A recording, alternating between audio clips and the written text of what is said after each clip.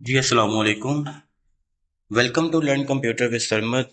आज का टॉपिक हमारे पास introduction to software development methodologies है।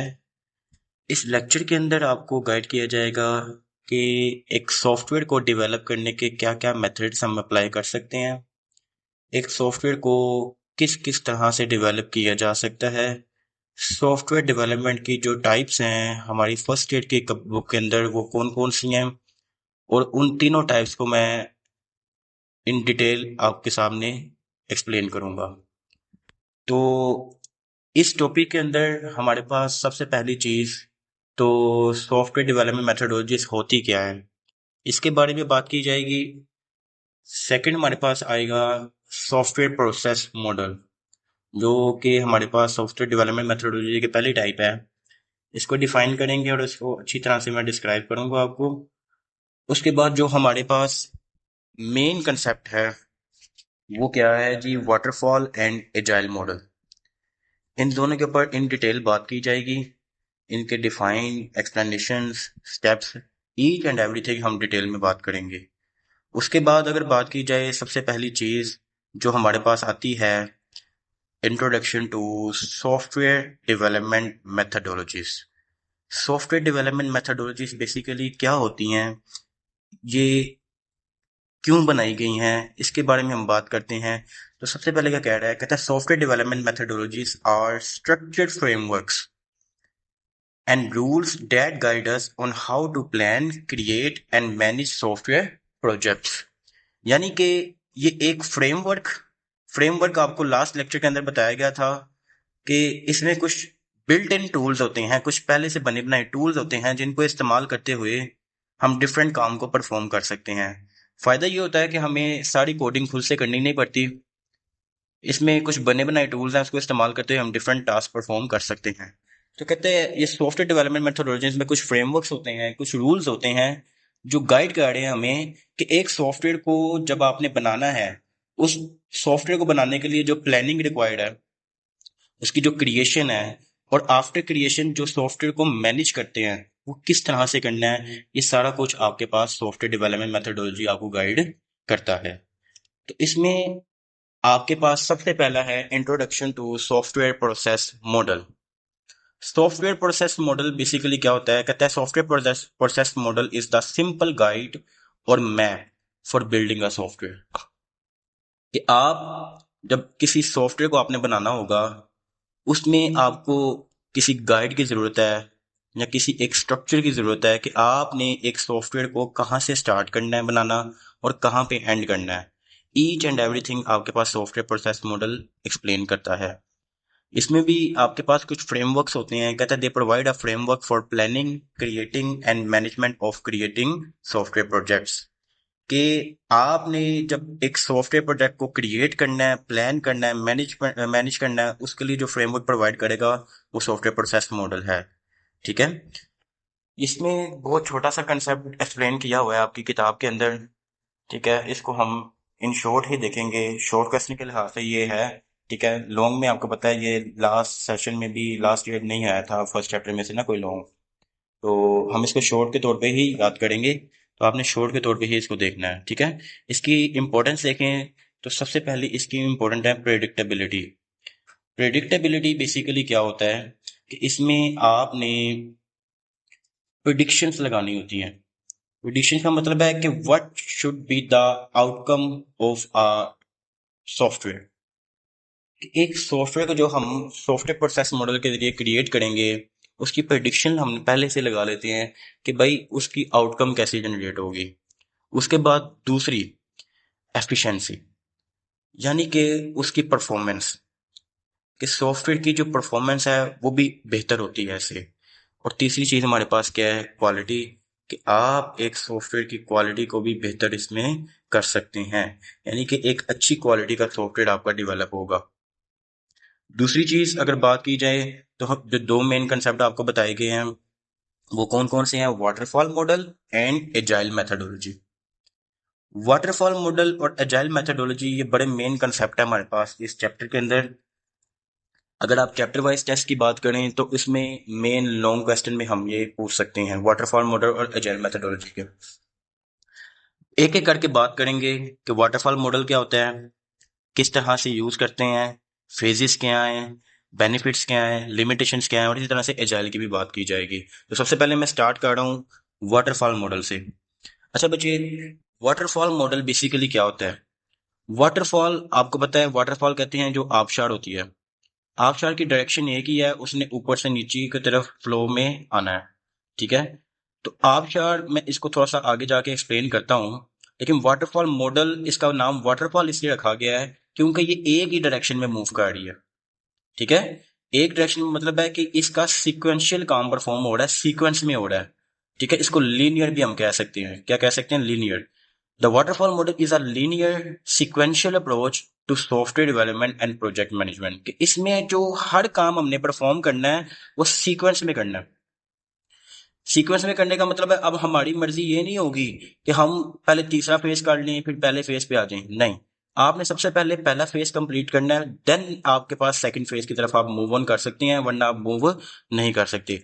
फर्दर इसको एक्सप्लेन करना चाहूँ तो मैं किस तरह से कर सकता हूँ। Just like we have this image, waterfall है, यहाँ से देखिए नीचे आ रहे हैं। अब यहाँ से पानी दोबारा ऊपर तो नहीं जा सकता, एक डायरेक्शन में मूव होगा ना। तो इसलिए हमने कह दिया वर्क फ्लो डाउनवर्ड लाइक अ वाटरफॉल। कि जो वर्क हमारा चल रहा है वो ऊपर से नीचे की तरफ चल रहा है, पहले स्टेप से आखिरी स्टेप की तरफ। ठीक है, it means each stage must finish completely before the next one begin. कि हमें हर फेज को लाजमी कंप्लीट करना है अगर हम चाह रहे हैं कि अगले फेज की तरफ हम जंप करें। तो बिफोर कंप्लीटिंग प्रीवियस फेज हम अगले फेज की तरफ जंप नहीं कर सकते, ये बात याद रखिएगा। वाटरफॉल मॉडल में आपके पास जब तक एक फेज कंप्लीट नहीं होगा तब तक आप नेक्स्ट फेज की तरफ जंप नहीं कर सकते। और हाँ, अगर नेक्स्ट फेज की तरफ आप जंप कर गए हैं तो आप प्रीवियस फेज की तरफ दोबारा वापस नहीं जा सकते। ये इसकी लिमिटेशन भी है, आगे जाके इसकी डिटेल में बात करेंगे हम। ठीक है, तो ये चीज़ आप लोगों ने याद रखनी है कि जब भी आप वाटरफॉल मॉडल के जरिए एक प्रोजेक्ट बना रहे होंगे, एक सॉफ्टवेयर को डेवलप कर रहे होंगे, तो उसमें आपके पास एक फेज जब तक कंप्लीट नहीं होगा तब तक हम नेक्स्ट फेज की तरफ जंप नहीं कर सकेंगे। फेजेस की बात करें तो हमारे पास कौन कौन से फेजेस हैं? सबसे पहला फेज हमारे पास है बच्चे रिक्वायरमेंट का। रिक्वायरमेंट बेसिकली क्या होती है? रिक्वायरमेंट में आपने देखना होता है कि आप जो सॉफ्टवेयर बनाना चाह रहे हैं, जो सॉफ्टवेयर बनाने जा रहे हैं वो उसमें उसके काम क्या हैं, वो क्यों बना रहे हैं, आप उसके अंदर क्या क्या चीज़ें रिक्वायर्ड हैं।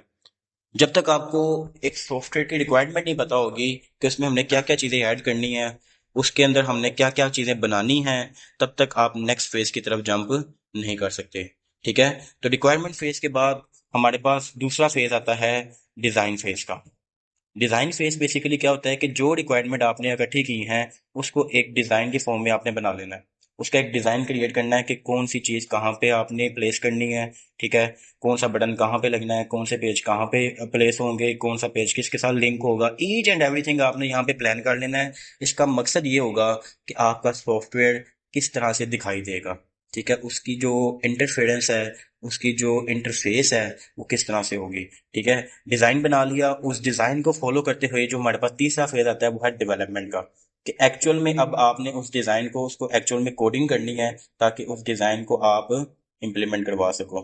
ठीक है, कोडिंग हो गई। कोडिंग के बाद आपने चेक करना है कि आया आपने सारी की सारी रिक्वायरमेंट्स उसमें ऐड की हैं कि नहीं की। ठीक है, तो आपने अपनी कोडिंग को यहाँ पे टेस्ट करना होता है। ठीक है, ये सारी चीज़ें आपको एस टी एल सी के अंदर बड़ी एक्सप्लेन में मैंने किया था, बड़ी डिटेल में एक्सप्लेन हुआ था इसको। तो आपने क्या करना है, एस डी एल सी का अगर आपने लेक्चर नहीं देखा तो एक दफ़ा जाके एस डी एल सी का लेक्चर लाजमी देखें ताकि आपको फर्दर इन फेजेस के बारे में डिटेल में इंफॉर्मेशन हासिल हो सके। टेस्टिंग कर ली, इसमें हमने चेक किया कि सारी रिक्वायरमेंट्स पूरी हैं। ठीक है, जो जो हमने फंक्शनैलिटी ऐड की है वो सारे अपना अपना काम परफॉर्म कर रही है कि नहीं कर रही। टेस्टिंग के बाद जब हम सेटिस्फाई हो जाते हैं कि भाई सब कुछ ऐड है, फिर हम डिप्लॉय करते हैं। डिप्लॉय का मतलब है रिलीज करना।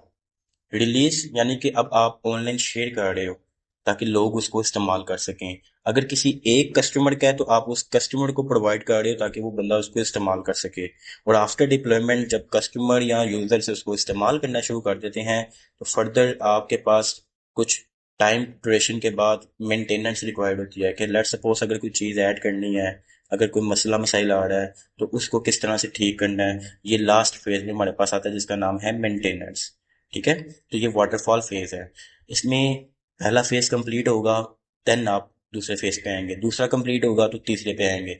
अगर आपके पास तीसरा फेज कंप्लीट होगा तो फिर चौथे पे आएंगे। अगर जिस फेज पे आप आ चुके हैं उसमें वापस आप जाना चाहें तो वो नहीं जा सकते।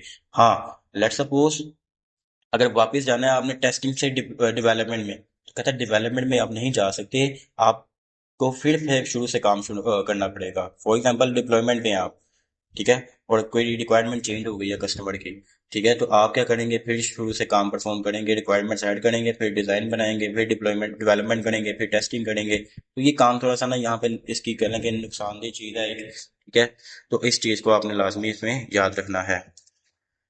बेनिफिट्स की बात की जाए तो सबसे पहला बेनिफिट ये है कि it is simple and easy to understand. Simple क्यों है, इजी क्यों है, क्योंकि सीक्वेंस में काम परफॉर्म हो रहा है। ठीक है, आसान है, आपको हर चीज का आइडिया होगा कितना काम हो गया कितना काम रह गया। दूसरा बेनिफिट है सीक्वेंशियल प्रोसेस, कि भाई एक काम हम सीक्वेंस में जब परफॉर्म करेंगे तो चांस ही नहीं है कि कोई चीज छूट जाए। ठीक है, सीक्वेंस में जब भी काम परफॉर्म होता है तो अच्छे तरीके से होता है। और तीसरी चीज है सूटेबल फॉर स्मॉल प्रोजेक्ट्स, कि जब भी आपने कोई छोटा प्रोजेक्ट बनाना होगा तब ही आपने वाटरफॉल मॉडल का इस्तेमाल करना है। याद रखिएगा कि वाटरफॉल मॉडल को तब ही इस्तेमाल करेंगे जब छोटा प्रोजेक्ट है। क्यों? क्योंकि हम प्रीवियस फेज के ऊपर वापस जंप नहीं कर सकते। अगर बड़ा प्रोजेक्ट होगा काम ज्यादा होगा, काम ज्यादा होगा, अगर आप एंड पे पहुंच गए हैं, कोई रिक्वायरमेंट चेंज हो गई है, डिजाइन चेंज हो गया, तो फिर से शुरू से काम करना पड़ेगा। इसलिए हम कहेंगे कि ये स्मॉल प्रोजेक्ट के लिए बेनिफिटेबल है। ठीक है, तो इसी तरह से बच्चे हर चीज के जैसे फायदे होते हैं इसी तरह से नुकसानात भी हैं। इसमें सबसे पहला नुकसान यही है, इनफ्लेक्सिबिलिटी। इनफ्लेक्सिबिलिटी का मतलब है कि आप प्रीवियस फेज की तरफ जंप नहीं कर सकते। ठीक है, ये आपको फ्लेक्सिबिलिटी प्रोवाइड नहीं की गई। दूसरी चीज, no suitable for larger project, कि अगर बड़ा प्रोजेक्ट बनाना है उसमें वाटरफॉल मॉडल का आप इस्तेमाल नहीं कर सकते, क्योंकि बड़े प्रोजेक्ट्स में बार बार चेंजिंग्स होती हैं, ज़्यादा चीज़ें ऐड होती हैं, तो वाटरफॉल मॉडल इस चीज़ की इजाज़त नहीं देता। तीसरी चीज़ है रिस्क एंड अनसर्टेनिटी। रिस्क है इसके अंदर। रिस्क क्या है कि आप लेट सपोज काम परफॉर्म कर लिया सारा और एकदम कस्टमर आया, वो आगे कहता है जी मेरी रिक्वायरमेंट कुछ चेंज हुई है। रिक्वायरमेंट जब चेंज होती है तो आपको पता है बच्चे प्रीवियस फेज की तरफ तो जंप नहीं कर सकते, फिर हमें पहले फेज की तरफ दोबारा मूव ऑन करना पड़ता है, फिर शुरू से काम करना पड़ता है। ये भी एक इसका नुकसान है। ठीक है, तो ये हमारे पास होता है waterfall model. I hope so कि आपको अंडरस्टैंड हो गया होगा। दूसरे फेज की तरफ चलें तो दूसरा हमारे पास है बच्चे एजाइल मैथडोलॉजी। एजाइल मैथडोलॉजी अगर वाटरफॉल मॉडल से कंपेयर किया जाए तो एजाइल बेहतर है उससे। यानी कि इसमें आपके पास सीक्वेंशियल प्रोसेस का काम ही नहीं है। इसमें आपके पास इस चीज़ की रिस्ट्रिक्शन नहीं है कि आप पिछले फेज की तरफ जंप नहीं कर सकते। इसमें टोटली कंसेप्ट डिफरेंट है थोड़ा सा। क्या कह रहा है इसके अंदर, कहता है agile methodology is a project management and software development approach that breaks large projects into small manageable pieces, के एक प्रोजेक्ट को छोटे छोटे हिस्सों में तकसीम कर रहा है। जब भी एक प्रोजेक्ट हमने कंप्लीट करना होगा उसके छोटे छोटे पार्ट्स हम क्रिएट करेंगे, हर फंक्शन को सेपरेटली क्रिएट करेंगे। ठीक है, और उन छोटे छोटे पार्ट्स को जो हम क्रिएट कर रहे हैं इस प्रोसेस को कहा जाता है आइट्रेशन और स्प्रिंट्स। ये बड़ा इंपॉर्टेंट कंसेप्ट है। ये एमसीक्यू के तौर पे भी आपको आ सकता है, स्प्रिंट्स क्या होते हैं, या शॉर्ट क्वेश्चन के तौर पे भी आपको आ सकता है। तो जब आप शॉर्ट साइकिल्स के अंदर परफॉर्म करते हैं, शॉर्ट शॉर्ट पार्ट्स में आप काम परफॉर्म करते हैं, तो इसको स्प्रिंट्स कहा जाता है या आइट्रेशन कहा जाता है। ठीक है, इसके अंदर बात की जाए तो हमारे पास क्या कह रहा है, कहता है it deliver small functional parts of a software to gather feedback early. यानी कि जब आप छोटे छोटे पार्ट्स में काम परफॉर्म कर रहे हैं, जैसे ही एक पार्ट कंप्लीट हो जाए उसी वक्त आप उस पार्ट को अपने कस्टमर को डिलीवर कर देते हो, उसको चेक करवाते हो कि भाई मेरा इतना काम परफॉर्म हो गया है, ये एक फंक्शनैलिटी ऐड हो गई है, आप इसको चला के चेक करें और मुझे फीडबैक दें। ठीक है, अगर तो वो आपको फीडबैक पॉजिटिव देता है कि भाई मुझे पसंद आया, फिर आप नेक्स्ट पार्ट की तरफ जंप करते हैं, वरना आप नेक्स्ट पार्ट की तरफ जंप नहीं करते, आप उसी पार्ट को बेहतर कर रहे होते हैं। तो इसमें फायदा ये है कि आपको साथ साथ ही पता लग रहा होता है कि मैंने जो काम परफॉर्म किया है वो ठीक हुआ कि नहीं हुआ। ये इसमें फायदा है और ये इसमें डिफरेंस है। इसमें जो काम परफॉर्म होता है वो क्या होते हैं, में तीन एक्टिविटीज हैं। सब कौन सी हैं? सबसे पहली है कंटिन्यूस इंटीग्रेशन। कंटिन्यूस इंटीग्रेशन का मतलब है कि जो जो काम आप परफॉर्म करते जा रहे हैं, आपको पता है जब आपने काम परफॉर्म करना है वो छोटे छोटे पार्ट्स में करना है, यानी कि उनका अलग अलग कोड बनेगा। तो हम क्या करेंगे, हर कोड को मर्ज करते जाएंगे आपस में, ताकि वो एज अ वन एक प्रोजेक्ट क्रिएट होता जाए। दूसरा हमारे पास एक्टिविटी होती है इसकी टेस्ट ड्रिवन डेवलपमेंट। आप डेवलपमेंट करने से पहले टेस्ट केसेस लिखते हैं, हर केस को चेक किया जाता है, हर पार्ट को साथ साथ ही टेस्ट किया जाता है, ठीक है, कि वो पार्ट ठीक बना है कि नहीं बना। इससे फ़ायदा क्या होगा, हमें बाद में देखने की ज़रूरत नहीं पड़ेगी, हमें सब कुछ साथ साथ ही पता चलता जाएगा कि वो ठीक बना है कि नहीं। और तीसरा क्या है, पेयर प्रोग्रामिंग, किसमें आप दो बंदे मिलकर काम करते हैं, जिसमें एक बंदा क्या करेगा, कोडिंग करता जाएगा और दूसरा बंदा उस कोड को चेक करता जाएगा। इसका भी फ़ायदा ये होगा कि आपको साथ साथ ही आइडिया होता जाएगा कि किस तरह से काम परफॉर्म होना है, ठीक है। इसके फेजेस की बात की जाए तो इसके भी वही फेजेस हैं, requirements, design, development, testing, deployment and maintenance को रिव्यू लिखा हुआ है उन्होंने, ठीक है। ये मेंटेनेंस और रिव्यू एक ही चीज़ होती है, ठीक है। मुझे इसके कुछ बेनिफिट्स क्या हैं, बेनिफिट्स में सबसे पहला बेनिफिट आपके पास आएगा हाई फ्लेक्सिबिलिटी का, क्योंकि आप हर काम को छोटे छोटे हिस्सों में कर रहे हो, तो आपको इस चीज़ में मसला ही नहीं आएगा कि भाई मैंने एक फेज कंप्लीट करना है तो फिर ही अगले फेज में जाना है, ये इसमें नहीं है, ठीक है। इसमें कस्टमर की जो इन्वॉल्वमेंट है वो साथ साथ होती है, वो साथ साथ ही आपको गाइड कर रहा होता है, साथ साथ फीडबैक प्रोवाइड कर रहा होता है। तो जो भी चीज़ रिक्वायरमेंट चेंज होगी तो वो इजीली आप कर सकते हैं। उसके बाद दूसरा है इम्प्रूव कस्टमर सेटिस्फेक्शन। कस्टमर किस तरह से सेटिस्फाइड रहेगा, क्योंकि कस्टमर को भी इस चीज़ को हम साथ साथ बताते जाएंगे कि इतना काम आपका हो गया है, इतना रह गया है, और कस्टमर भी अपने काम को साथ साथ नोटिस करता रहेगा, देखता रहेगा कि उसका काम किस तरह से हो रहा है, ठीक हो रहा है, नहीं हो रहा, तो वो सेटिस्फाइड रहेगा, ठीक है। और तीसरी चीज़ क्या है, सूटेबल फॉर लार्ज प्रोजेक्ट्स, ठीक है। ये यहाँ पे आपके पास आएगा लार्ज प्रोजेक्ट, ठीक है। ये आपके पास लार्ज प्रोजेक्ट के लिए सूटेबल है, ठीक है, ये चीज़ आपने देखनी है। उसके बाद लिमिटेशन भी आ जाए, तो यहाँ पे सबसे पहले लिमिटेशन है स्केलिंग चैलेंजेस।